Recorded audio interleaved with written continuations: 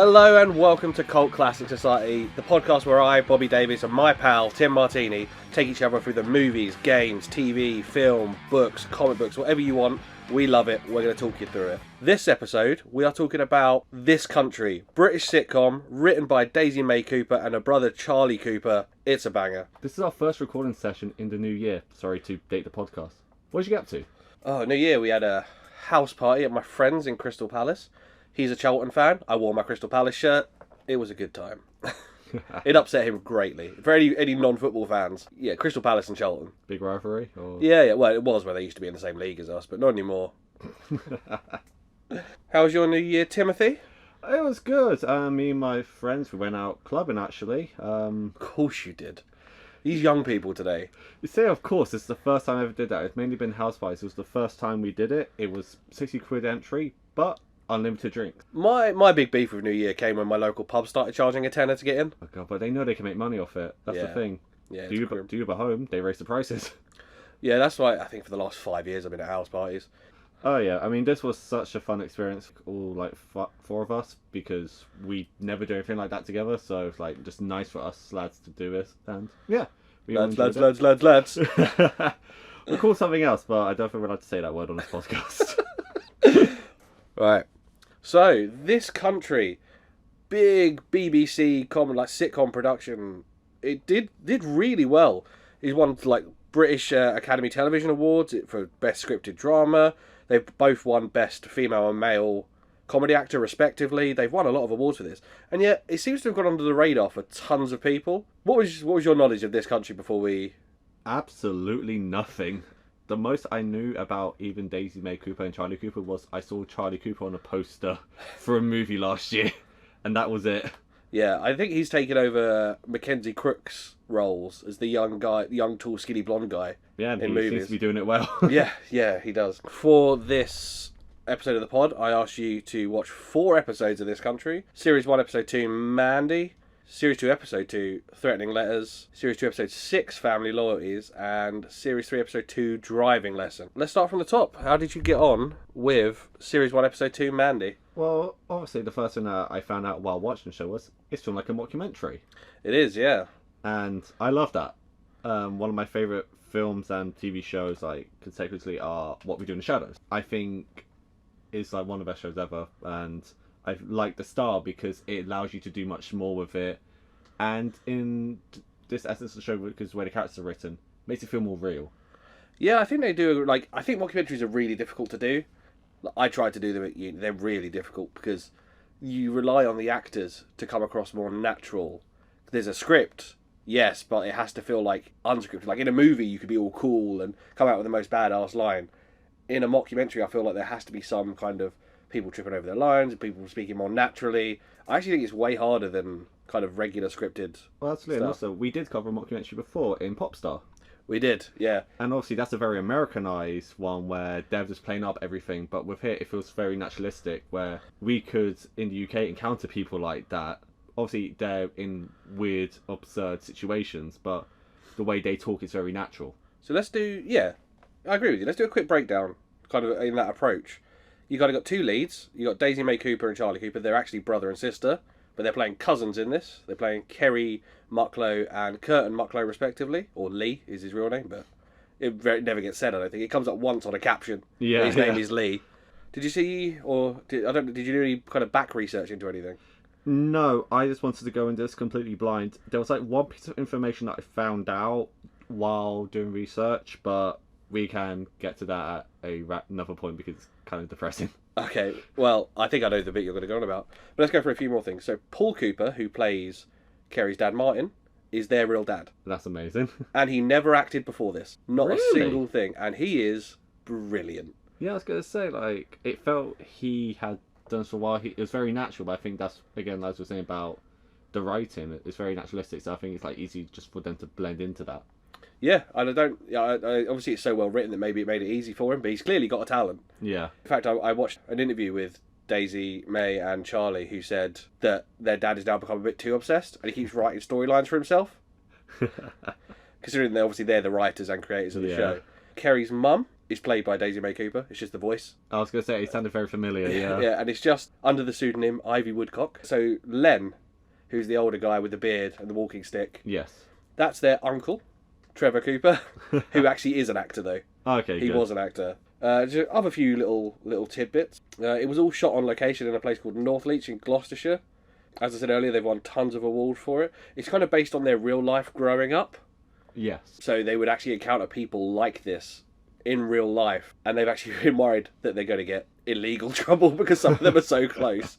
But it seems to all have worked out fine for them. Yeah, and that's it. I've got a few other tidbits, but we'll get to those later on. The director of every single episode of this is a guy called Tom George. I've not really heard of him before, but he directs every episode of this. So I mean, it could just be a family friend. could be at this rate, yeah. Series 1, Episode 2, Mandy. What do you think, Tim? I'm going to say it's for every episode. It's fantastic. I think the just opening bit where they realise that Mr. Perkins, the old woodwork teacher, is dead, and he start singing in the street. So yeah, they start doing like the football chant. Yeah. He's dead, he's dead, he's dead, he's dead. Yeah. Out of the bat, that is funny as hell. Like, Yeah. they're such bastards. Honestly. I had a couple of teachers I really hated, and I kind of get where they're coming from. Like, No, so do I. I remember their names very vividly. I do like the descriptions of the way the teacher used to treat them, like in all the nicknames. But my favourite of the nicknames he gave them was Noel Edmonds and Mr. Blobby. Yeah. I don't know who was who, but I feel like Care was Mr. Blobby. yeah, just her reactions to everything, probably. Yeah. And she's causes a lot of destruction. Did you see Mr. Blobby was on TV this Christmas again? Again? He was in the background for, like, was it GMTV or something? One of those good morning shows for his song. I think it was Basil Brush's song. And he destroys the set in the background. They'll never let him die. That demented pink bastard. So it just reminds me of one of the like quiz shows where Noel Fielding... No, it was Jack Whitehall. He was like terrified of Big Mr. Fat Quiz of the Year. Yeah, they just bring him out and he just like runs away from The him. 90s edition, Yeah. yeah. Yeah, and he chases him around the studio. Very funny. I think Jack played it up a bit, but it was still good for some yucks. It was Yeah. very funny. I think it's in this episode anyway, the first character we meet other than Kerry and Curtin is Mandy. Yes, the title character of the Yes. episode. She's a fucking psycho. She's a fucking lunatic. You're introduced to Mandy in this episode by finding out that an old blind man has knocked over her bin. And she blames that for her dog killing a bird, and now she's going to go beat up the old blind man. Yeah. And then like they keep whispering about her and she can still hear them. Yeah, she's like got sonar. I think that's what Kerry says, isn't it? She's Yeah. got sonar. Like, what is he says? She's a psychopath. Who's Yeah. a psychopath? The old blind man? Like, yeah, he is, isn't he? And then what's his weirdo? He's like, who's a weirdo? Curtin. Yeah, he is. But of course, Care thinks they're like the brothers of destruction. That genuinely my next note. I'm not scared of Mandy because we're on the same levels of hardness. Like Kane isn't scared of the Undertaker because they're both brothers of destruction. I literally wrote in my notes. Is this why Bobby recommended this episode? No, I do. I mean, well, don't love Kane anymore. But no, it isn't. It is a really good reference, I think, for people who are interested, and especially people of my age. I think by the time you were probably watching full time, Brothers of Destruction were already on the way down, weren't they? They weren't, because it was like Ruthless Aggression era, so they weren't really together, but then PG era, they kind of referenced it when they had their rivalry in 2010. But yeah, it wasn't a big term that I knew of. So did you notice when they go back into the bedroom? The Undertaker poster, yeah. yeah. That's like the most 90s poster I've ever seen of him, though. Yeah, it's an older one. I think it must be about Ministry of 2004 or 5. No, it wasn't. It was the big brim hat and the vest. What was that? Because it's a jacket looked Ministry of Darkness to me. Oh, it might have been, but I think it was a 2004, 5, 6 Oh, era okay, then, Taker. yeah. I like the song that they make in this part of the episode. What, as Mr. well. Perkins is a prick? Yeah, all day. Yeah. How is that cross? How is that cross? Exactly. That is very good. The idea that Perkins even credited them with writing that as a song when really he could have just said they were being rude. Yeah. They didn't write a song, they just said you're a prick on loop. Though I've heard worse drum and bass, if I'm honest with it. Exactly. But then Curtin gets obsessed with trying to find someone called Robert Robertson. Yeah, Rob Robinson. Yeah.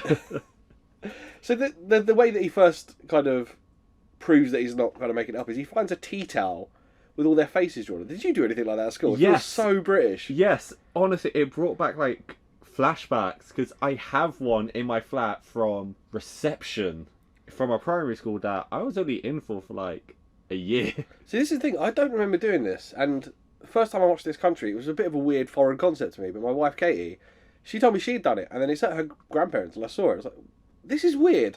Why do British people do this kind of weird twee shit? Yeah, it's strange because my mum, like, she'll randomly go, "Do you remember this?" I'm like, I don't remember anyone on this list. Do you know what I do remember? I remember you showing it to me last time. Exactly. I genuinely do not remember anyone on there, and some of those people I ended up going to secondary school with, do not remember seeing them on that. I remember seeing them as kids, yeah. Yeah.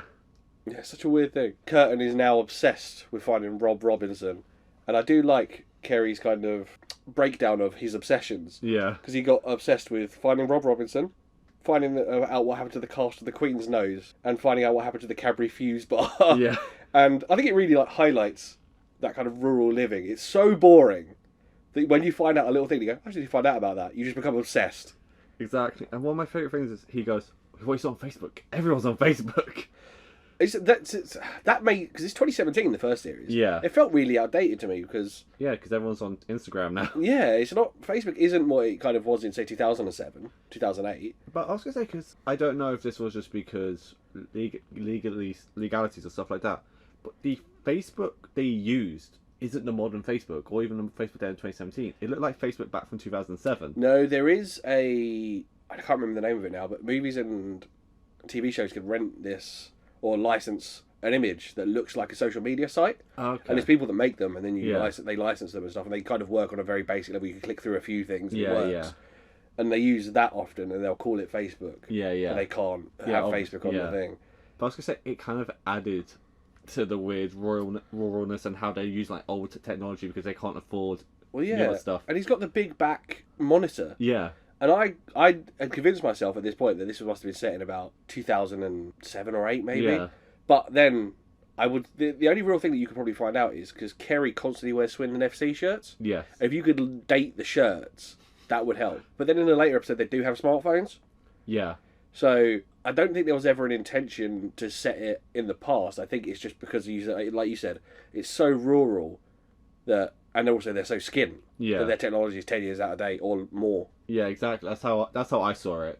Yeah, I think you're probably right on that. I did try to go down a rabbit hole on Google of when was it set, but there's like nothing. So you assume then it's set as and when it was filmed. Yeah, that's how Yeah. I saw it. Look, so we also get introduced to their mate Slug, Slug, yes. who is the man and the legend T-shirt I want for all the wrong reasons.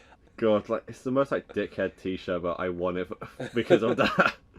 Yeah, I can imagine it being good for stuff like parties. Yeah, Because you could then wear it somewhat ironically. And if anyone who knows you, Tim, would probably understand that it was ironic. yeah, I hope so. Although, you did tell me recently you went to a house party that you didn't know anyone. They might have thought you were a dickhead. That is true.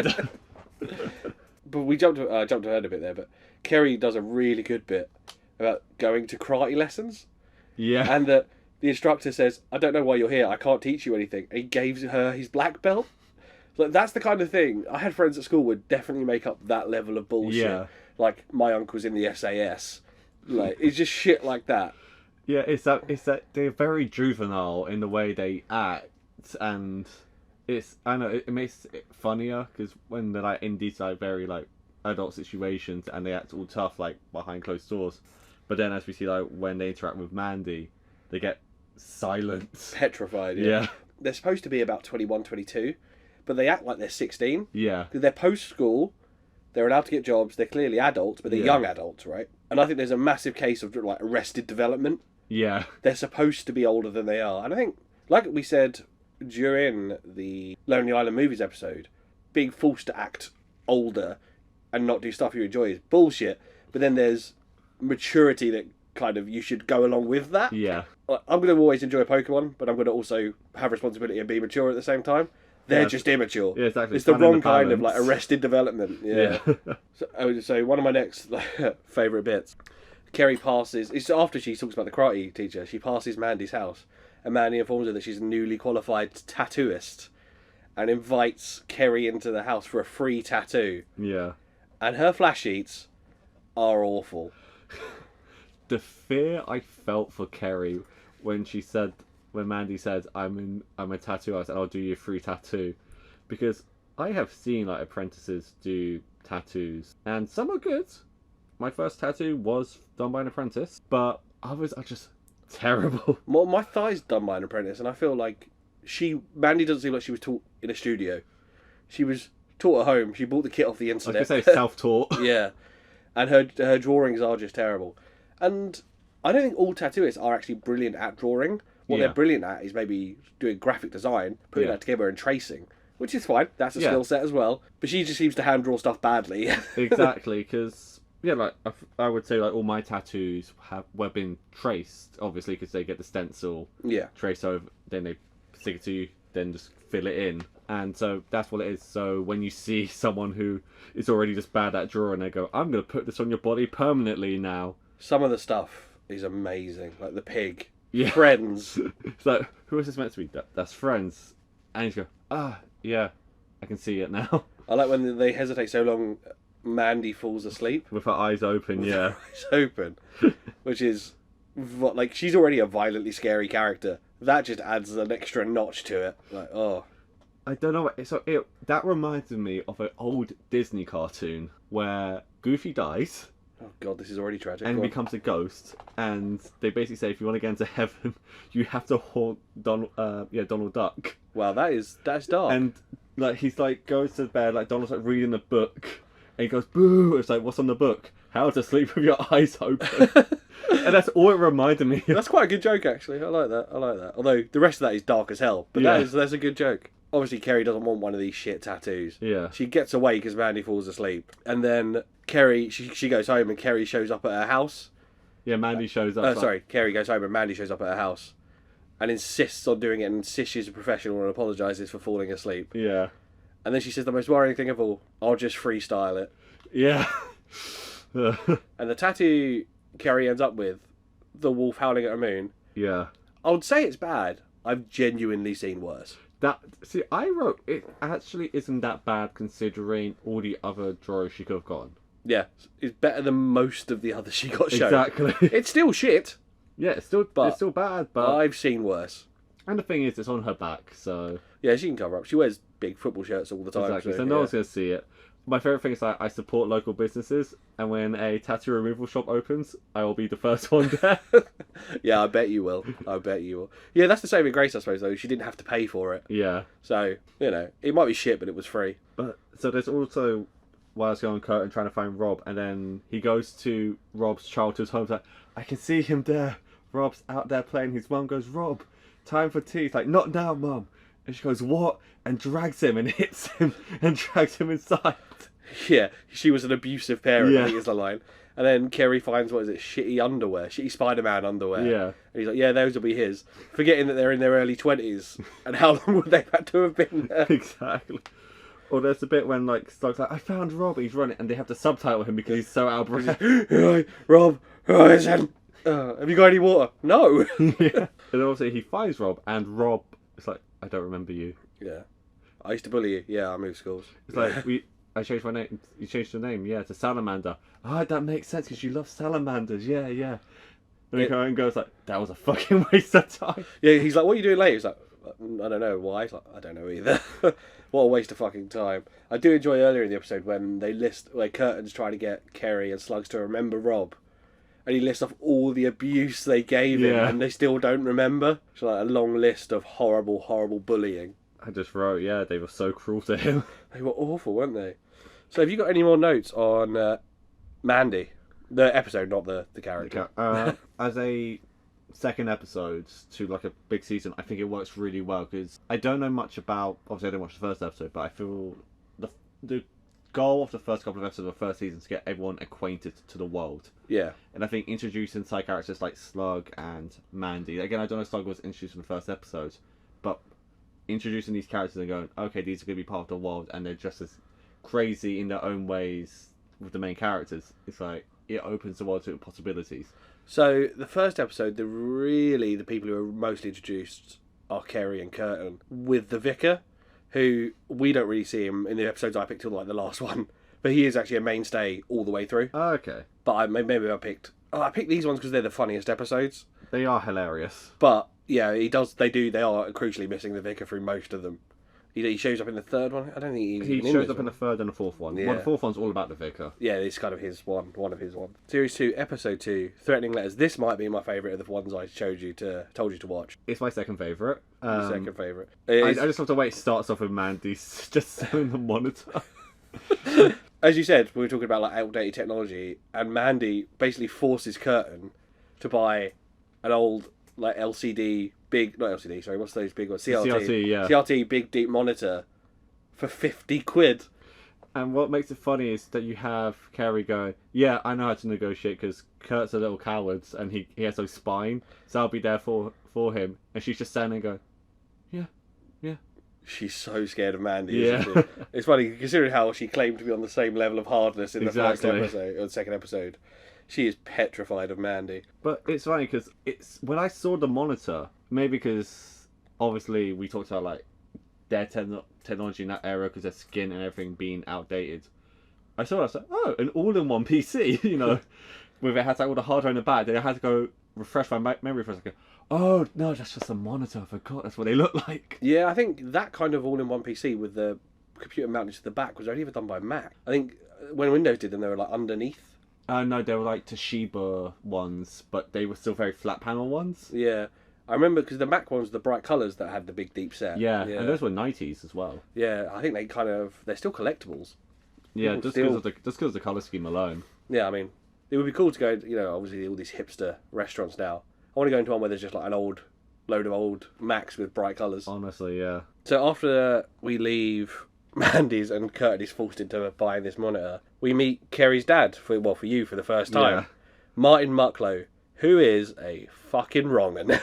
Yeah, I mean, we'll get more into that as the episode goes on, and especially more in the third episode, but yeah, what a bastard. He outright ignores Kerry at this point, his own daughter, Yeah. and asks Curtin if he wants a cash-in-hand job. Yeah. And so Curtin, if you figure it out, they're all called Mucklow. Yeah. So either, presumably Curtin's dad, is his brother, is Yeah. Martin's brother. Possibly Mum if he took his mum's surname, but probably his dad. Yeah. And the way Martin treats both of them, more Kerry, as like an uncle and dad, is horrendous. Yeah. He offers Curtin the job, and Kerry says, I need work, then pretends that she doesn't. Yeah. She's not bothered, which is kind of an ongoing thing that she has with her dad, pretending that it doesn't bother her when it really does. In about 2006 or 7, I worked with my uncle. It wasn't fun. Kind of different generations and not really agreeing on how to do things. Like I said, I've never worked with any of my family members in a professional sense, so... Yeah, don't bother. It's hard work. It's hard work. At one point, 3 of my family members one was managing a restaurant and 2 of them worked for him, and I was like, why would you do that? Yeah. Why would you all work together? Kerry, one of my favourite lines here is Kerry goes back home, and she's now worried about being attacked because the title of the episode, Threatening Letters. She's been sent a letter, and she asks her mum to go out. I can't remember what it is, to buy something. Yeah, someone from the shop. Something from the shop. And she says, why can't you go? And Kerry says, in case I get attacked. And the mum says, that face could scare toothpaste back in the tube. Yeah. Which is, I think, is horrific and horrible, but fun. Yeah. And then I don't think we get a letter just yet. No, this is when Curtin then goes to work and they explain everything that's going to happen, and they mention Cake Day. Yes. Cake Day, this was a really interesting one because they're obviously like blokes working on a construction site. But every Tuesday is Cake Day. You have to hand make a cake, and whoever has the least tasty cake has to buy the rounds in the pub that night. And that's why I like, because it's not even, they don't say like the worst cake or the shittest cake, they say the least tasty. It's like, It's quite a soft approach. exactly, it's very weird. But also this is when we find out that Martin, he has a bit of an ego, because you can't make jokes around him. I know people who are like this, but won't verbalise it. Yeah. Obviously, in a half-hour episode, you can't characterise that without verbalising it, really. Yeah. But I genuinely know people who want to be the funniest person in the room, and genuinely, if anyone else gets a big laugh, they look upset. Yeah, there's a lot of people like that. Yeah, and he has his lackey, for a better word, Dan, Yeah. tell Curtin that you're not allowed to make jokes, and for some reason he thinks of the forward for Swindon Football Club as a son, because he used to drink with his dad or something. Yeah, it was a weird thing. He's one of those people, like one of those weird claims to fame, like my uncle's brother, this, that, and the other. Yeah, it's like never joke about Luke Norris. So yeah, he insists that he sees Luke Norris as some kind of son, which doesn't make any fucking sense. But he's one of those weird bloke he claims to fame that he keeps coming out with through the episode. Still, at this point, how amazed are you that he's never acted before? Honestly, it's amazing because he sells it when Curtin is like stolen his like limelight, and he sells like the quiet anger of like, you bastard. You bastard, that's my thing. And there's another great line here that Kerry says when he's talking about Curtin working with her dad. A hard hat will protect you from a falling brick, but it won't protect you from banter. Yeah. Which, if you've ever worked with tradesmen, yeah, you kind of need that. Yeah. You need thick skin, I Yeah, could say. for sure. But there's also the bit with like the wheelbarrow going up into like the So into the tip. funny. When Curtin struggles. So a way to get a wheelbarrow into a skip is you put a plank down and you can use it as a wheel. But Yeah. Curtin's obviously so scrawny, he struggles to lift and dump it in. Yeah. And he also then crotches himself with the plank. And then Dan goes, "You can do that every time, Curtin." No. They don't call him Curtin for most of it.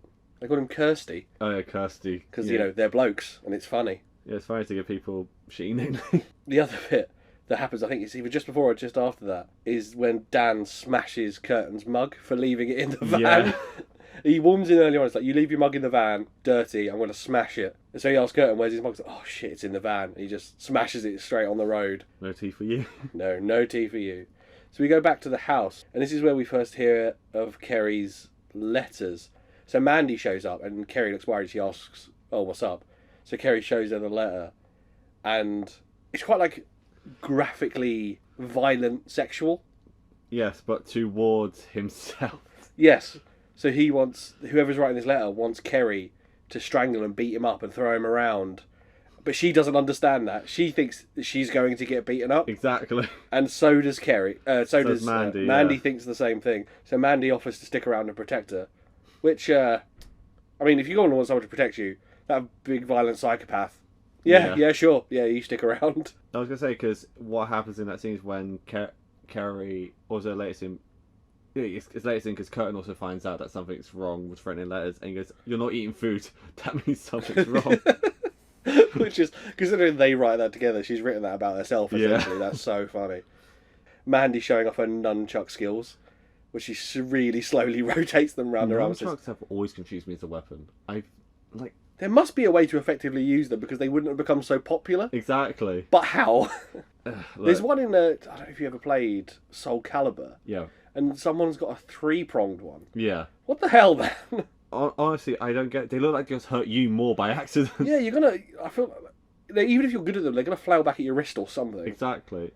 But then she does say, "See that pure martial arts," which is funny because she's doing it so So, slowly. yeah, so slowly, so safely. Yeah. Next, we actually get a joke, which has already been done in the In-Betweeners, like 10 years before this, and my brother's a tradesman, and they do this to new people.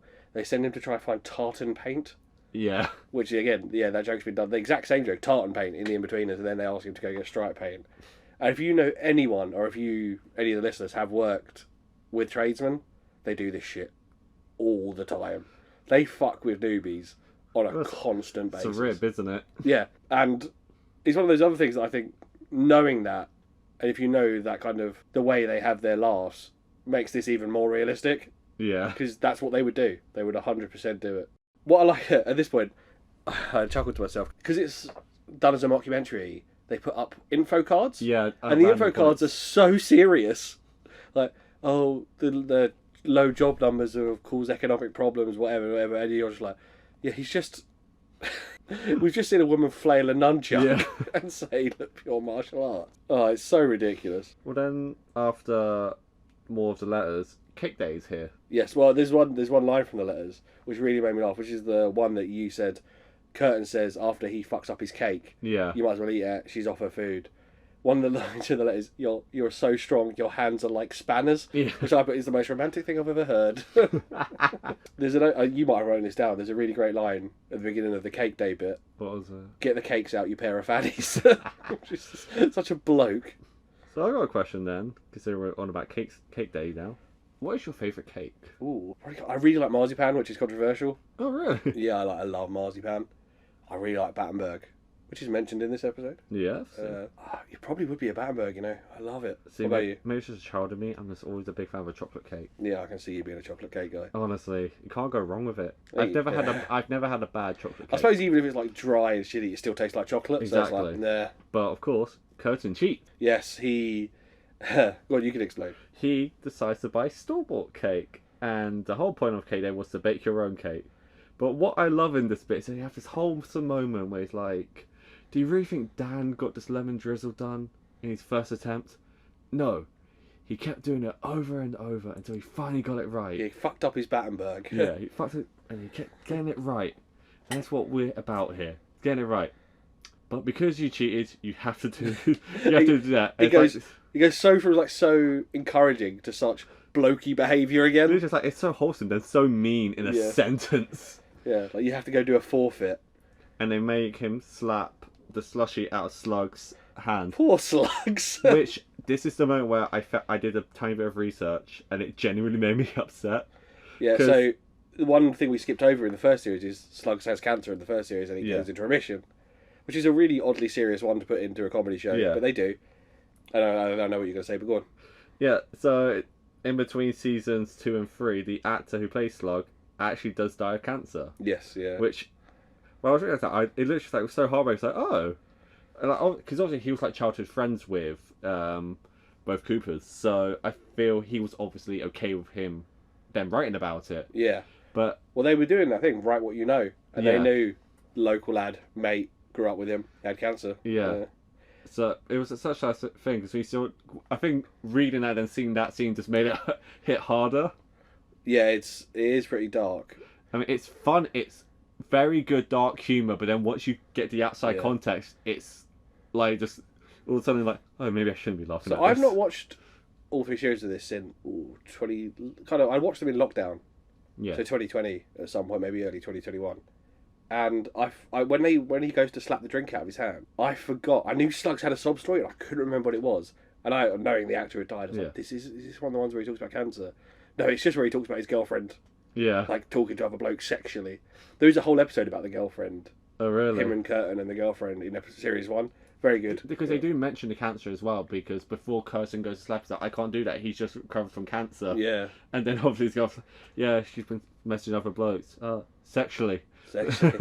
Yeah, and then he in the middle of the sob story. And what I do like is when Slugs is sad, he goes and buys a blue slushie. Yeah, that's quite a nice character point. Like, they're obviously skint and stuff, but a £2 slushie that'll help. I mean, slushies are great. Yeah, he probably puts a little nip of vodka in it or something.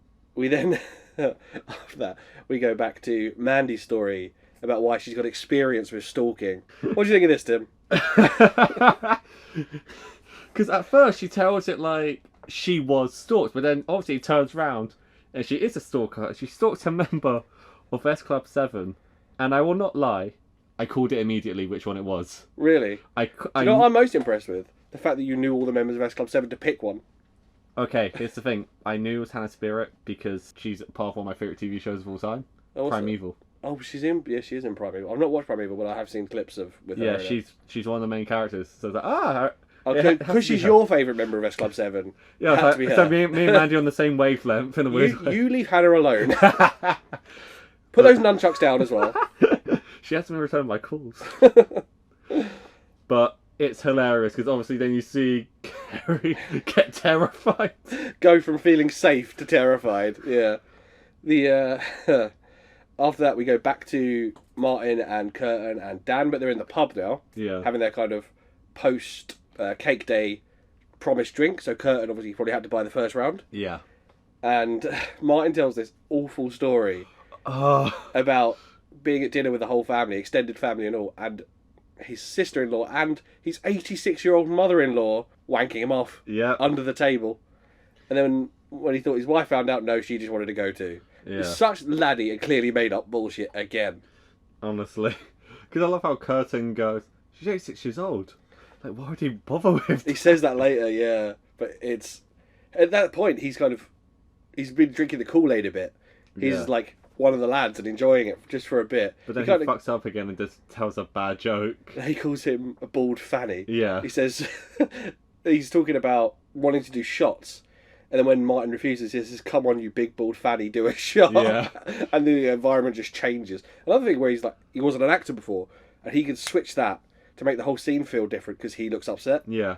Which, these guys got to go on and act. They do say in an interview, actually, he went and did a Comic-Con.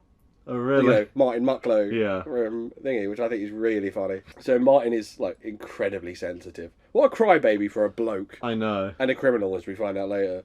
Yeah. And then the next scene is the morning after, when Kurt's heading to work. And there's a line here that really stuck out to me. He's like, "Oh, I sent my ex 6 messages. One of them was a video of me crying for about 10 minutes. Like, oh, I do not miss being young and single and drunk." Yeah. I never went that far, but, you know, there are sometimes times are desperate.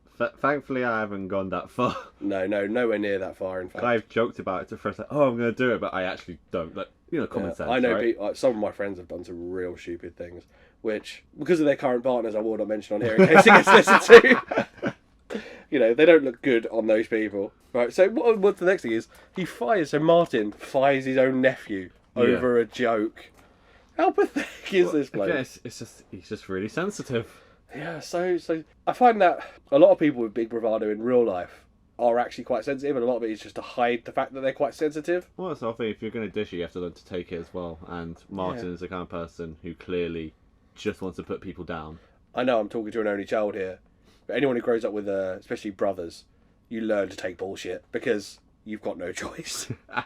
You're living with it. Yeah, you live with it on the daily. So we go back after Curtin gets fired. He does walk away with quite a good joke. He's like, "You may have a big cock, but what Mrs. said you don't know how to use it." Yeah. And the term, which is often used for people who are getting into a new hobby or exercise, is all the gear and no idea. Yeah. And he says that about Martin and sleeping with people, which is very funny. And then we go back to the house, to Kerry's house, and she's playing Happy Families with Mandy, and Mandy just makes up her own rules, but insists they're the real rules. See, so I had a theory at this point that Mandy herself was writing the letters as an excuse to spend more time with Kerry. Did you think she fancied her or something? Not fancied her, just she knew it's like, "Oh, I can be your protector, so I can stay around yours more. So we have to spend time together," kind of So thing. I don't have to be alone. Yeah, exactly.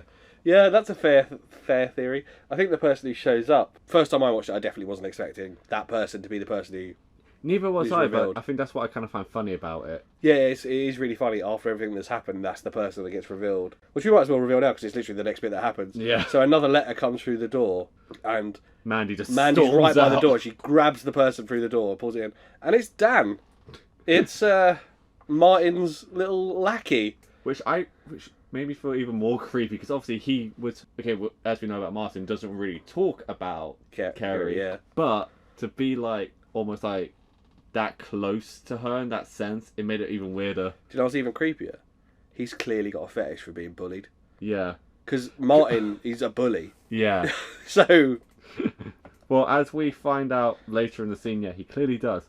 But this has my favourite line of every episode in this bit, whereas I wank over her as a compliment. What does my note say? I literally wrote the same thing down. I wank over her as a compliment. What a line. Imagine trying to keep a straight face while delivering that line. Honestly. But then what I love is they go to Kerry's like, "What do you think about this?" Goes like, "I like the strength stuff. Yeah, I really like the strength stuff." So then they start to decide on, yeah, what if, like, you're a mechanic and you just lift the car above your head and you pull it back down and that's it. What's the best bit is Kerry has shown herself at this point to be very boisterous but vulnerable. Yeah. And you can imagine her backing down quite easily, going, "Well, I suppose if it's just about being strong. Yeah. I do like the idea of me being strong." The way Curtin says, he puts up his hand and goes, "No, yeah, I like the strong bit as well." Yeah. It's like such a weird... all the dominoes get knocked down, like Mandy as well. They go, "Yeah, if it's just about you being strong, Yeah, then that's it's fine." But then obviously they're bullying Dan, and you see he gets a massive hard on for it. Well, they're all bullying him, and then Kerry kind of changes, and she's the one who becomes most intense. Yeah. And that's when he gets the hard on. And then Curtin immediately points it out. Yeah, he's got a massive stalk on. Yeah. He's like, "Get out, you perv." Well, it's this point, and I don't think I'd really noticed it before. Daisy May Cooper's side eye, one of the best in the business. Yeah. The proper like looking out the side of her eyes, like looking a bit worried, looking a bit shifty. It's so good, so good. So, what did you think of Threatening Letters Series 2, Episode 2? It's a really good episode. It's my second favourite of the bunch we've watched. I think it's just hilarious, because obviously you have Dan in the background to set him up as the person who's writing these letters is hilarious because obviously, as you said, he clearly has a fetish for it, and there's kind of like an underline of that because he's the one who's like, no, we have to be around. You have to make Martin happy. Martin needs to, in a weird way, talk down to us. Yeah, and he clearly enjoys it a bit too much. Yeah, he doesn't occur in any other scene. I don't remember. I don't think so. I think this is the only episode he's in. What was quite clever is he was positioned in one role. Yeah, and you don't expect him to be filling that other role. Exactly. Which is, I think they wrote that very well. It's a good way of bringing like the A story and the B story together. Yeah, I think there was a lot of this country. There isn't an A story and a B story. There's just two A stories. They kind of there's a title story, but the other story tends to get as much airtime. Yeah. Normally, anyway. Yeah. There's a couple. Because it's always Kerry and Curtin doing their own things, which is what I like. Because they're both main characters, so they both have main stories. Yeah. Having the double A plot. The only way you could distinguish is whichever one's the title's given to as the A plot. Yeah. But they're given just as much time as each other, so I don't think you can really call one an A plot unless you take the title, like I said. Yeah, absolutely. The last episode of Series 2, Episode 6, Family Loyalties. Yes. Now this one, there was two reasons I think this one. It is a very good episode. It's really funny. But the ending, oof. But we'll start at the beginning. It starts with Len, played by their real uncle. Yeah. Who's now moved into a lockup, which is essentially a garage, because he's hoarded his house so much. And I thought that's such a mid-2010s touch point hoarding. Yeah. It seems to have gone by the wayside a bit in terms of... You used to get a lot of media coverage. There was actually like a Channel 4 series called Hoarders. Yeah, I remember that. Yeah, and now it seems to have disappeared almost as quickly as it came around as a thing. I feel like in the sense of it being like this mainstream thing because it's exciting to see it on TV, but now because the internet's blown up, you can just literally Google search it. Well, yes, I don't mean the phenomenon of people doing it has gone away, but the coverage has gone away for sure. So this is a great episode. Curtin gets his first proper job. Yeah, in the Bowlers Club. In the Bowls Club, yes. Working with all the old people, the retirees. Bowls is a pretty big retiree hobby, I think. Yeah. Once you can't swing a golf club, you start rolling a bowl. And they all seem to be having fun doing it, so... I like Curtin's description of it as well.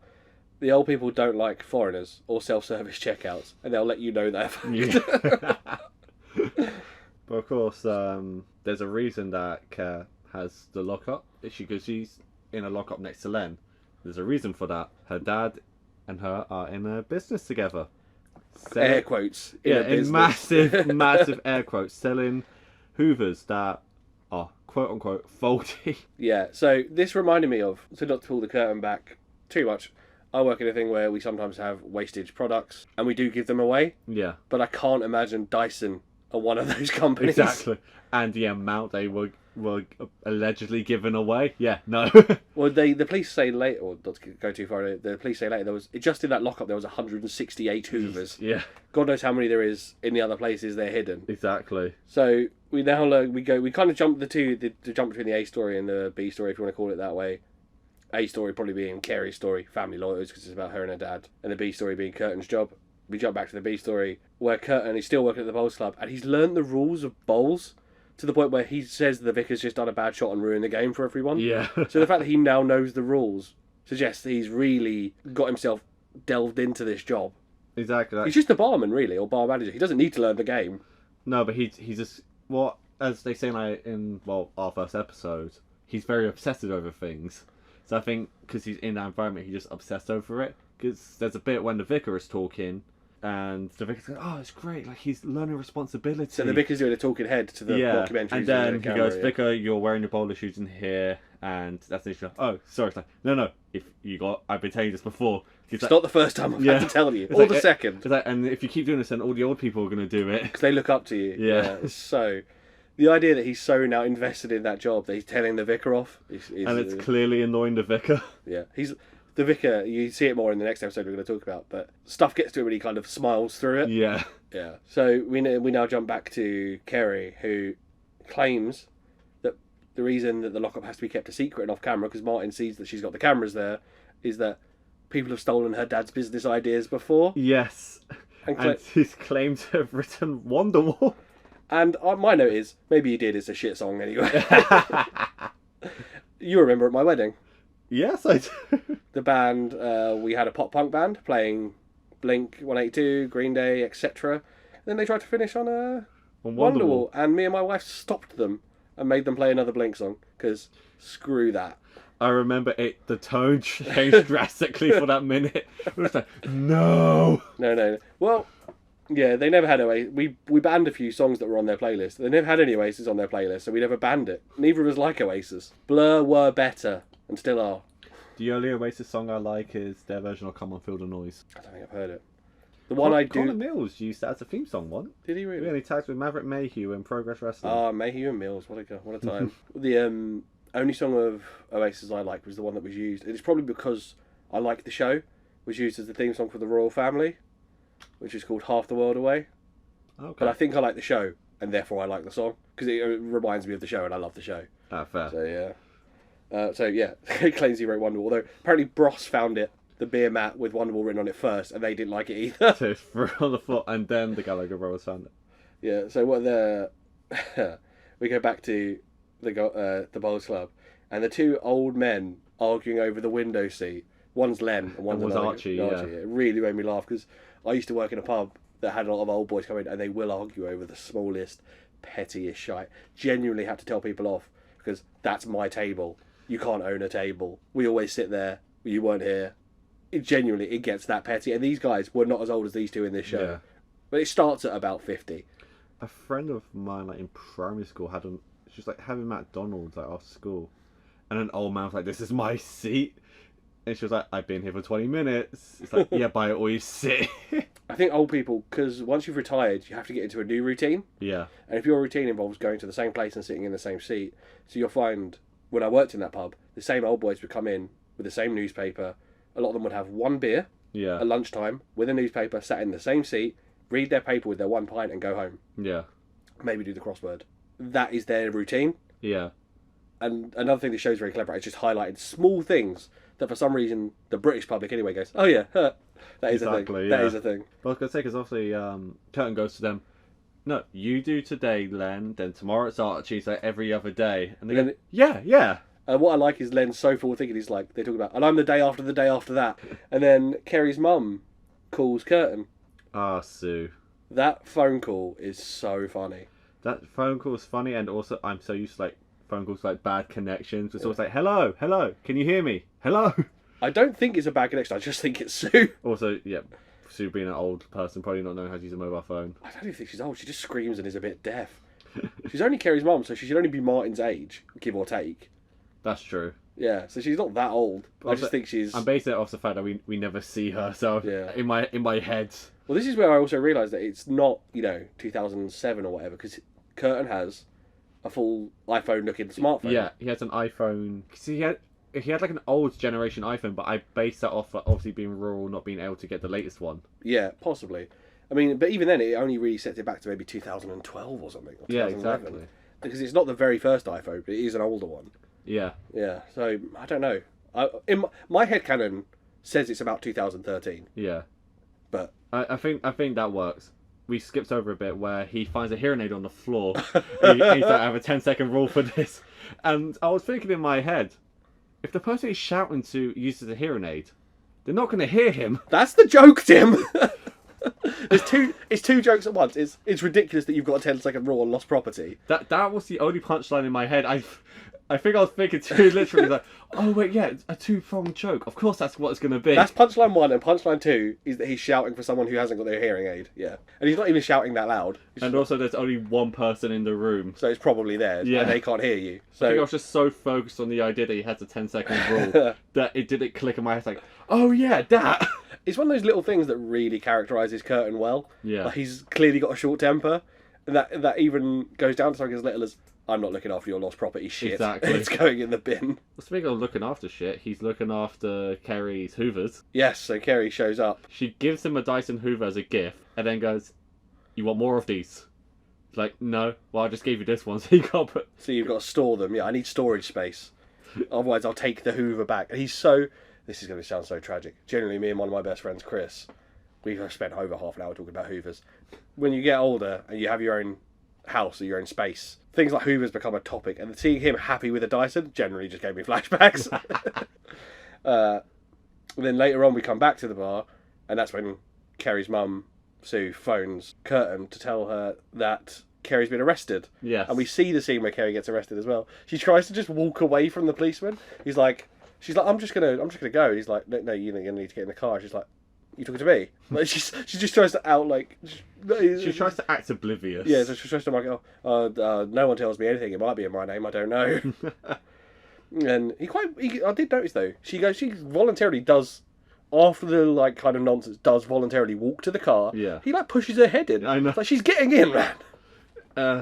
It's police. I think we find out why later. Yeah, of course. But what I found funny was the police allowed the documentary crew to film the interrogation. Yes, yeah, that is one of the few things that kind of lifts it out, isn't it? Because they wouldn't have allowed that. Although I don't know. I mean, I'm not up on legal stuff. If Kerry said it was all right, would they then do it? But no, because the police would have to allow it because it's a police matter. It's not the police recording it. I don't know. But either way, you're right. It does. But you can forgive that. I can forgive that for the sake of story. Yeah, for the sake Although of story. what they could have done is behind like closed doors. They you could have had like an image of the station and just her feed from her mic. Yeah. Or you could have had the security footage because all of them have security. It'd be like, this is archive footage that we got later. Yeah, exactly. But yeah, I mean, it doesn't lift me out so much because you need it for the story. No, absolutely. And again, it's fictional, so I think it's one of those times where you can just like go, okay, in this situation, it's allowed. My favourite thing they used to describe Kerry, very loyal and very, very stupid. Yeah, what is it? Curtin says 30% loyal and 70% stupid. Yeah. Kerry's mum gets hold of Curtin. And he's like, what's happened? She's like, Martin Mucklow, that's what's happened. He's like, yeah, of course it's Martin. And but then they go to Martin, and it's like, Karen was like, yeah, it definitely seems like it's something she would do. Yeah, but I'm not involved in this. He's like she's protecting her dad. Kerry's protecting her dad, and says, my dad's not a criminal. This is all above board. They were being thrown out anyway. Like when the local bakery throws out sandwiches, you could just claim them if they're in the bin. Yeah. And they're like, it's a very serious matter. Then I think there's another bit that's Cameron's like, Mucklow's look after Mucklow's. And her dad just pretends he barely knows her. Exactly. Like, oh yeah, she could have stolen them. That sounds like her. She's trouble, really. I try. Like she's my daughter, but I don't really know her. Yeah. Such a fucking knob. He's a bastard. What I do like, there's a bit. I think it's just after that where Kerry's like, I'm bored, and the police officer's like, yes, I'm bored too. And she recognises him from school. Yeah. And because it's Kerry, I can only assume she bullied him. Because he's quite a skinny. And when she calls it, he seems a bit like, yeah, okay, yeah, I did. Yeah. Yeah. He's not mentioned. Maybe I'm reading too much into it, but it then gave a reason why he was shoving her into the police car. It does add added context, I believe. But then of course, Kerry and Martin meet in a van in the fields, and Martin goes, right, what you're gonna do is you're gonna walk to the police station, speak to that cop, say it was all yours. Go to prison for 6 months. Yeah. And then he says it exactly like that. And then but she goes, yeah, as if he's going to say something else. Yeah. And she's just like, yeah, that's it. And that's it. It's like, oh, but I don't want to go to prison.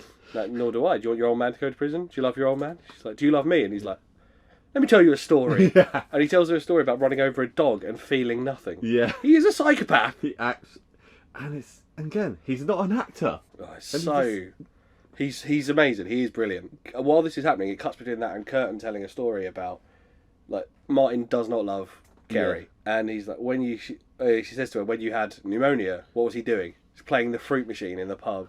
Like, you nearly died, and he never come to see you. And she's like, he was almost off a payout. And what, you want someone else to go get it? It's like, that excusing that toxic behaviour. Oh, it's so bad, isn't it? And even the vicar's going, she just longs to be loved by her dad, yeah. And because he's the way he is, you got to think if he was like a weedy thingy bloke, she wouldn't be bothered. Yeah. Because he's all bolshy and geezery. Yeah. She looks up to him. Yeah, it's a bit depressing. And then she just goes to the police station and hands herself in.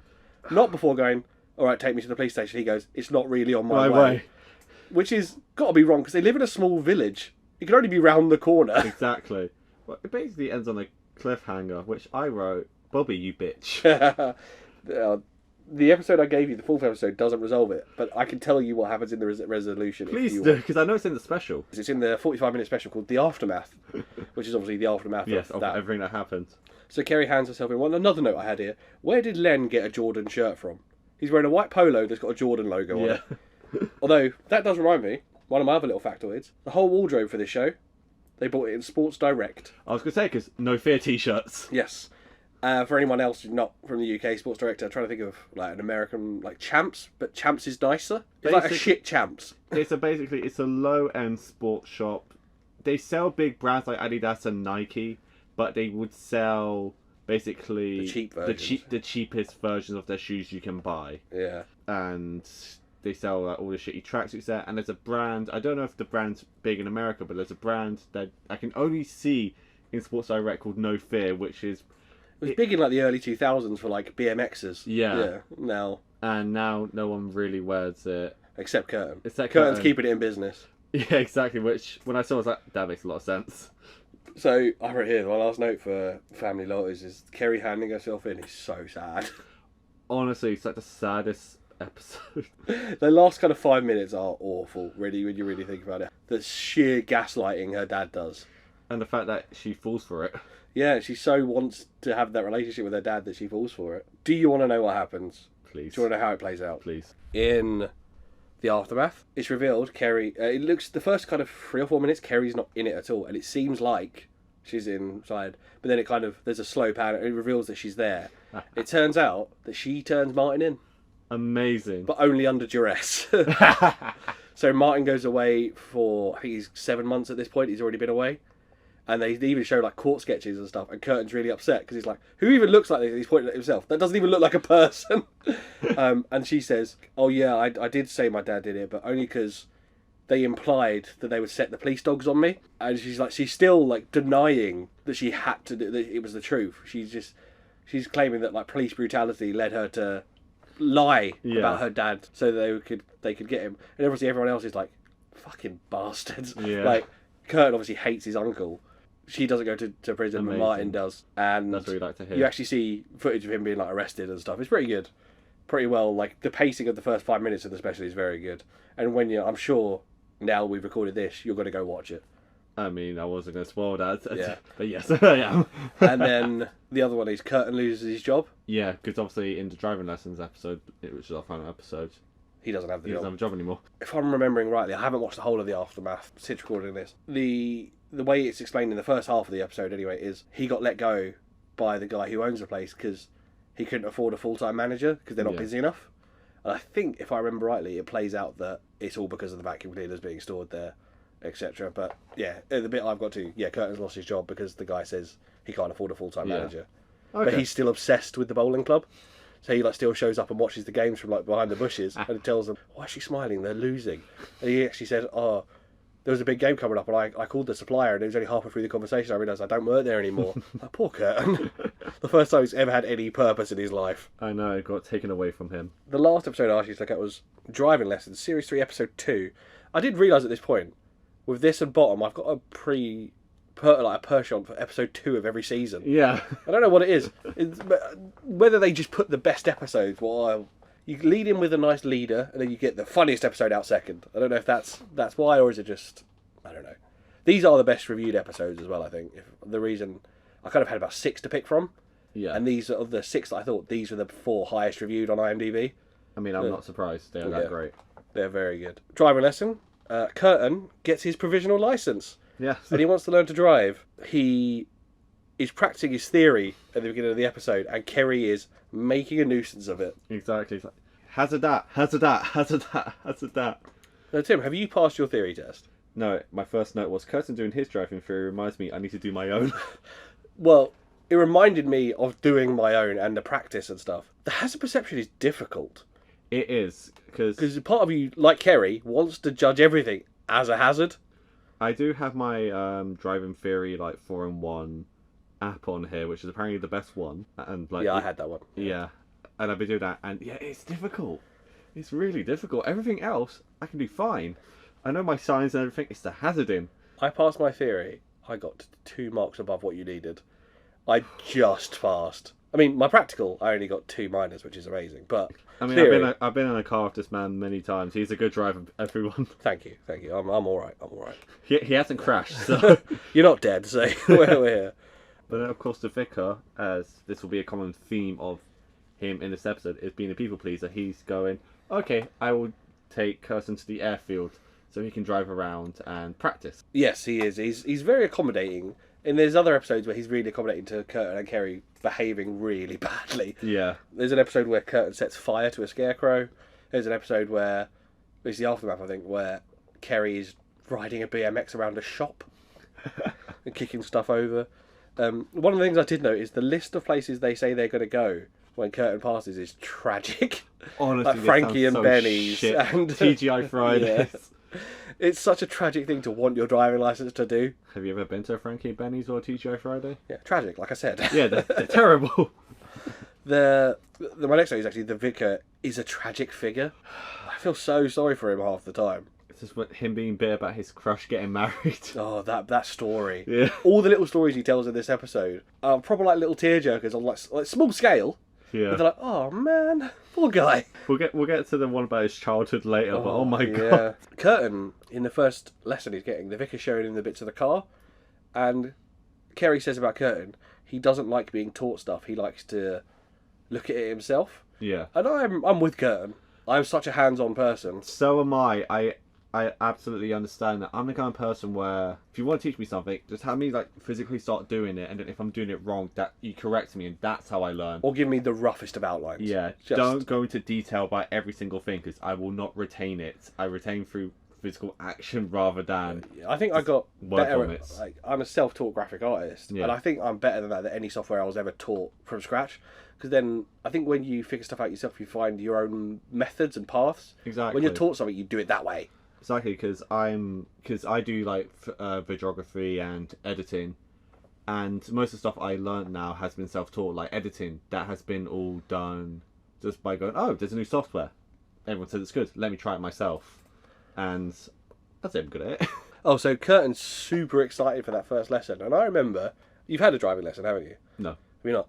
I remember being dead excited for my first one, and by the time you're getting up to your test, you are sick of them. You're like, I know I need to do this to get better, but I am bored senseless of driving around the same area. To your point of the vicar being a people pleaser, we now learn about June. June sounds like a dickhead.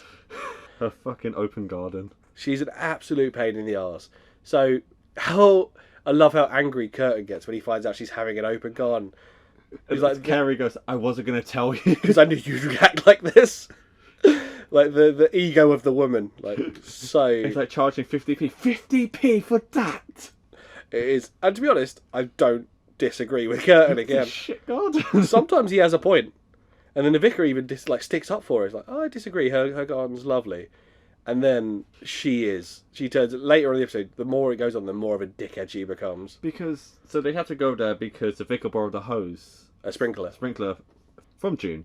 And he gives it to her. And then, a few minutes later, they drive away. She calls him up. Oh, there's a scuff on it. And he goes, well, it wasn't there when I handed it to you. And she obviously only hear one side of the conversation, but she's clearly blaming him for it. And he goes, okay, I'll go to the garden centre and buy you a new one. And then when he hangs up, he points out the very...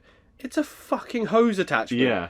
It doesn't matter if it's got a scuff on it. It sits on the grass. Exactly, but he's still being a people pleaser and going, I'm going to go buy He actually says he's upset. He's like, I'd understand if it was broken, but it's a scuff. But before that, they get back to the car and find out that Len is missing.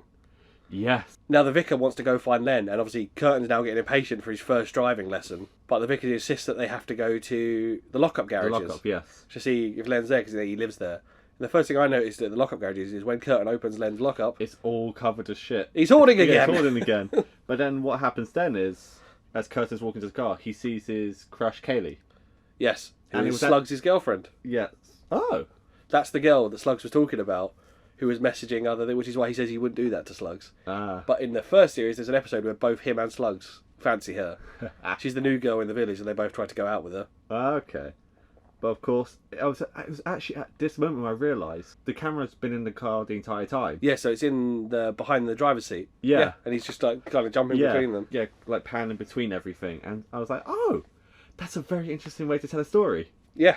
Well, they're supposed to be a documentary crew, so how else are they going to get it? I suppose they could have like a dash cam or something. Yeah. Which is often documentaries, that's how it's done. Like, so the American Office, it's all done by dash cam when they're in a car.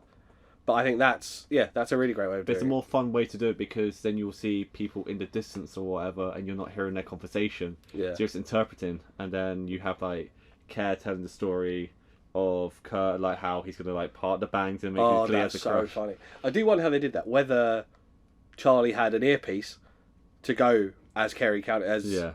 Daisy counts down, or whether, because it's only the last kind of as she's counting from like 3 downwards, because Yeah. she goes 5, 4, and that's on camera. Yeah. Then whether they kind of edit it in a way, Yeah. I don't know, some clever editing. Yeah, ADR maybe. But either way, it's perfect. She Exactly. goes 1, and he does the curtain thing, and it's so good. Or whether someone like he's outside the car, someone could just shout it. I suppose That's true. someone else could be listening and just be like, "Now." Yeah. And he goes, Because they're going to be someone at the end of the road, that he's on, just goes, no. Yeah. yeah, and he, she's like so predictable, and even the vicar gets like a good little chuckle out of it. It's nice to see like a little human side of him where he's not just like trying to please everyone. And then that's when he gets the call from June about the scuff on the sprinkler, and I wrote, "See, June's a fucking nightmare." Again, I've said this a lot, and I think this is the kind of the genius of the show. I've met people like her, and I've met people like a lot of people in this, but they're people who are so protective over such little shit because they've got fuck all else going on. Yeah. It's like, just get over it, all right? Get over it. And then there's a bit of a cutaway where they're talking. I think they're in the kitchen maybe or somewhere. And Kerry just starts talking about the shark documentary she watched. And Kurt's like, "Shut up. No one wants to hear about the shark." And then she goes to the cameras like, "You guys want to hear about a documentary?" Which I think is like a silly little cutaway, but it kind of, again, gives her characterisation. Like, Yeah. gives, like, oh, she was watching a documentary last night about sharks. Because what's funny about this is, we talked about 2 A stories, or A story, B story. It's just all A story. Yeah. So this is one where they're together the whole time. Yeah. Are they separated at all? I don't think they're separated. No, for any they're of the always in the episodes. car with each other. Yeah, and then the next one is very clever that nearly 90% of it's in the car.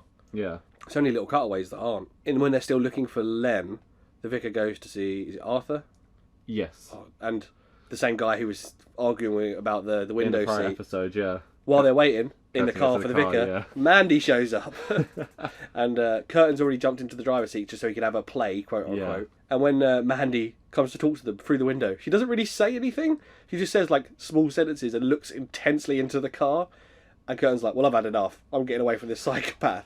And he clearly can at least get into first and move. Yeah. Because he drives the car around the corner and does essentially a big U-turn, like a long U-turn. Comes back and Mandy's gone. And when they're like, "Oh shit, the vicar's going," he gets back in the passenger seat. And he just doesn't notice. Oh yeah, the car's the wrong way around.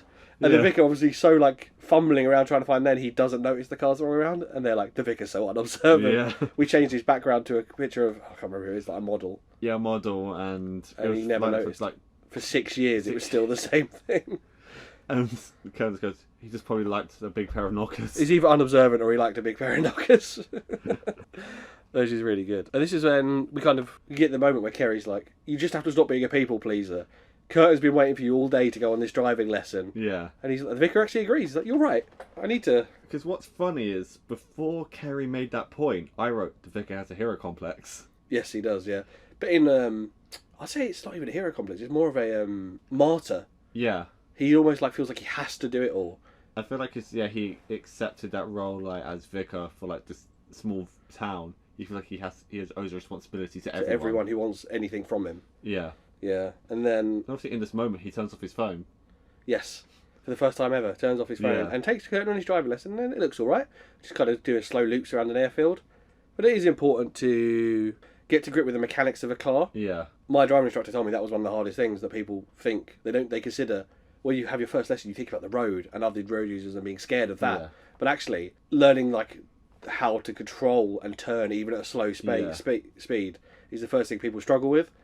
Curtin does all right. And also he's driving the manual, which is even harder because Yeah. it's clutch. Yeah, I mean, I can drive a manual, but I do think I will learn manual because if you drive a manual, you can drive any car. yeah, and renting abroad is easier and stuff. Exactly. This is so after the lesson, they're all kind of just chilling in the car, and we get the story about the vicar's dad, who I wrote is a knobhead. Do you want to tell the story? I just want to put, like, before I tell the story, damn, the vicar has a depressing childhood. He's had a depressing life. But it's just that moment where he has the, so he buys this, it was like a yellow or peach, A yellow jacket. yellow jacket. He'd been saved up for it. Pastel yellow jacket with Yes. shoulder pads. With shoulder pads. He was really excited to wear it. And his dad and his friends, they come back from the pub, they're a bit rowdy. And his dad lifts him up, blah, blah, blah. And then they accidentally knock down his mum's favourite photo frame. And his mum comes in crying. And his dad goes, "Look what you've done." Look what you've done to your mother. And in that moment, he decides to become a people pleaser. Oh, his dad sounds like an arsehole. But what? But not like he's that kind of person who you wouldn't go. You'd meet him and go. You wouldn't go. That guy's like an oppressive arsehole. He's a kind of like sly oppressive arsehole. Yeah. Like a proper dad of the 80s, I think. No, absolutely. But what I found interesting was Kerry does like a weird side eye to the camera. And it's a weird thing where she goes, "That's sad," but also, is that it? Daisy May Cooper's side eye. Again, I said it earlier. Like Queen of the side eye. It's a face that goes, "Oh, I thought it'd be more depressing," or like actual. It's depressing, but not that depressing. Yeah, like it doesn't excuse that, but. Although she does now do a really good bit about sarcastic Jesus. Yeah. Saying how, oh, 5,000 of you, eh? Let me just get these 5 loaves and 2 fishes. However will I feed you all? So where'd you hear that from? Mandy. I don't think you should get advice from Mandy. I don't think you should be getting religious advice from Mandy. And then they drive back. And Arthur finds Len in the bush. Yes. And Kerry and Curtis are like so excited, like, oh, this is so exciting because they're in an ambulance. And in that moment, the vicar decides, I'm going to be a people pleaser again. Yeah, I've got to be. Because I think in that sense he's more disappointed that he was the one that found Len. Yeah, he felt like he let him down. Yeah. Did you remember why Len was found in the bush? Wasn't it something to do with the water? He drank water from a bird bath. Yeah. And he got the shits and got so dehydrated he passed out. Yeah. And then we get Len a phone. He does give Len a phone. And then Len immediately calls him like for crisps. It's like I don't think salty one's like, okay. Yeah, I'll bring you salty crisps. And then Len just immediately hangs up on him. We missed it earlier actually when he goes to he pulls up to the shops to try and find Len. Yeah. And Kerry gives him a long order of stuff she wants from the shops, like Coke, and she goes into description about how she will not drink a Pepsi, no Diet Coke, no Coke Zero. So yeah, he just actually goes and buys her like probably 6 or 7 quid's worth of snacks. And then we got one final scene. It's so good. It's quite cathartic, isn't it? Oh yeah. After how annoying she's been, no one goes to June's garden, even after she slashes her price from 50p to 20p. And they're outside the garden laughing at her, yeah, saying it's like the best day ever. Which again shows you how boring their lives are day to day. And when you see that garden, obviously you saw the garden earlier, but you see it again, you understand why no one's going there. No one's it's just a fucking garden. It's not even. It's not. Yeah, what is it they say? What's the big biodomes? I've been to them. What are they called? I know what you're on about. They point them out. It's like, oh, it's not those big biodomes. Yeah. It's just a fucking garden. Exactly. Project Eden Project. Yeah. They point out it's like it's not the fucking Eden Project. You can't charge people to come in. Great wrap up to that really good episode. Yeah. So 4 episodes. This country. Tim, what are your thoughts? So I'll say this right now. This was probably the easiest watch I've had with anything I've done on the podcast. Yeah. I was able to get through all these episodes in one day. It's such a fun show. It's incredible. It's shocking that this is like not well known, and I think that's because it was on BBC Three in like 2017, which at that time BBC Three has lost its stride. Yeah, a little bit. Yeah. So I think it being on there has killed it, but it's all on BBC iPlayer. Honestly, I implore everyone to watch every episode. I'm going to watch every episode now because I love it. It's so hilarious. There's 18 main episodes and 1 special. Yes. Go and watch it all. I don't think they're going to do any more. No, I feel they're moving on to bigger projects. Well, Daisy's team captain on Buzzcocks now. I don't really know what Charlie's doing. Charlie was in a movie last year called See How They Run, which is on Disney+. It's a nice whodunit. Oh, nice. I have to watch that. Great show. Award-winning. Top British comedy, chill as well, which is another thing I like about it. It's just so chilled. There's a nuance with its humour. It's funny, but not like it's not laugh out loud funny. I would say that there's never a moment where it's like laughing out loud. It's like realistic funny though. Yeah, it's real life. How real life can be funny. It's that, and I think they encapsulate that so well. It's what The Office wishes it was. UK. Ooh. I think The Office started out very similarly to this, especially the first episode, the pilot. Yeah. And then it went a bit more out there. I have a controversial opinion about the UK Office. I don't think it's a good show. I think David Brent, the character of that, ruins it. I feel like a lot of people think the same about the American Office and Steve Carell's character. He improves in season 2 because they actually made him light-hearted, likeable. Yes, and I think if this is what The Office should have been, where everyone is normal, likeable.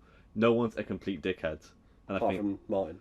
But he's a dickhead in a different context. He's not playing up to the camera. He's a dickhead, like a laddie bloke dickhead. Yeah, exactly. And he's a side character. Yeah, he's not a main character for sure. Like he's not the one who's on your screen the most.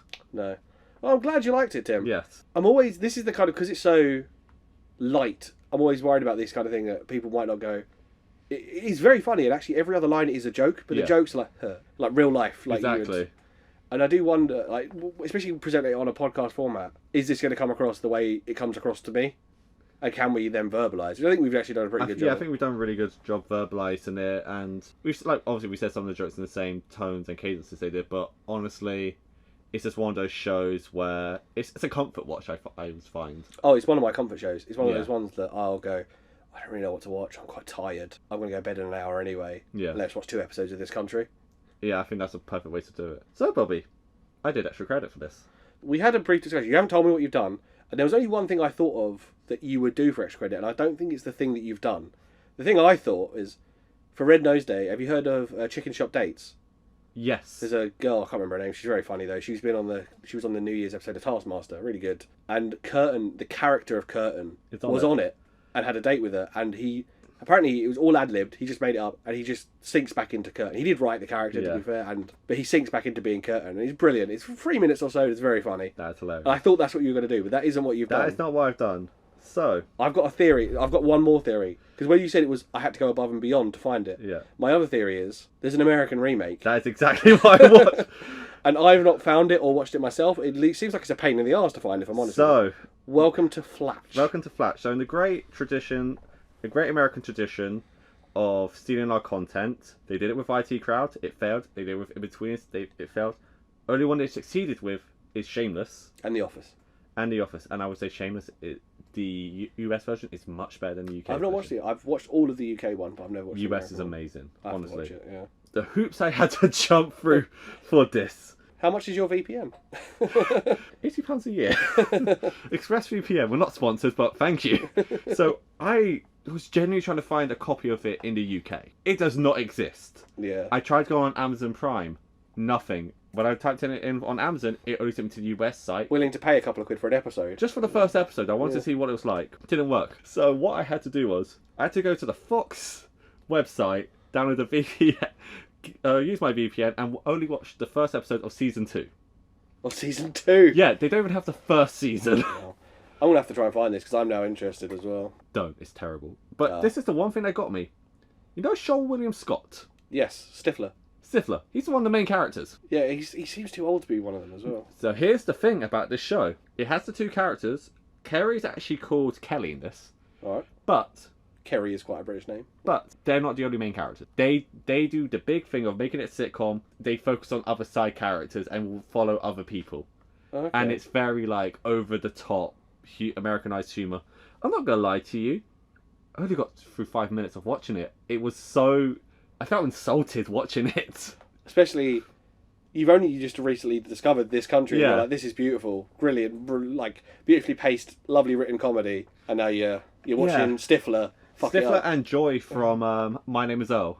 Oh, okay. Yeah. Who's called Barbara Flatch, because Flatch is the name of like also a town hero and everything. Yeah, it's not a good show because it also has like these major plot points of like how they have to give this staff to the oldest person in the town. I was like, going back to like the nuanced episode, it's a driving lesson. Yeah. And it just felt like with the documentary style, they just saw, mockumentary. Let's do that, but just have... Well, The Office was such a success. But they don't do it in the same way that the US Office does it, in where it feels... like a cousin. Yeah, like it adds to the show, that the documentary style adds. It just felt like, that's its identity. We have these stories to tell, but we have to force it in. Like, a lot of these stories could be told without the documentary style. I feel like with This Country, US Office, even UK Office, the mockumentary style, it complements the story. With Welcome to Flash, no. Documentary style was not needed, but they had to do it because it's based off This Country. Well, all I'll say is that I hope Charlie and Daisy are enjoying their residuals from it. Yeah, well, I don't think Charlie was getting it, but Daisy was. Well, they're... Because when I tried to look it up, I only saw it on Daisy May's IMDb, but not Charlie's. When I looked it up, he's credited as a creator of the show. Oh. So he will probably still get residuals. Whether he didn't bother signing on as a producer, because... although producer in a lot of ways is like a name-only title, there are some responsibilities. Exactly. And whether Daisy was like, I'll do it, and he was like, I can't be. Yeah, but honestly, I do not recommend it. And also we're in the UK where we can't physically watch it, so I won't bother then. yeah, exactly. I did the hard work for you. Thanks, man. I appreciate it. Right, so that's it for this country. Hope everyone listening enjoyed it. Tim, what are we doing next time? I am so excited for this. Honestly, I am buzzing. I can't believe I haven't gone to this one sooner. Soon, it's only the 8th episode coming up. I really should have made this my second episode because it's one of my favourite franchises. One of them is my favourite movie of one of my favourite movies of all time. Big claims. We're going to go over the John Wick trilogy. Ooh, John Wick trilogy. I just can't wait. So a couple of my pals really love it. I've never watched it, and I am looking for. I'm not big on action, but when action is good, I love it. But I think action is so full of shite. Yeah. That it's got a bad reputation because there's so many shit action movies. Yeah. But when action is good, Die Hard, The First Taken, it's very good. Yes. When action is good, it's really good, and not gonna get too much into it now, but with John Wick, it's really good. And if you guys want to watch it before the next episode comes out, they're all available on Amazon Prime. So John Wick 1, 2, and 3 on Prime. Recommended reading for next show. Yeah. Thank you all for listening. I'm Bobby Davis. That's Tim Martini. We are Cult Classic Society Podcast.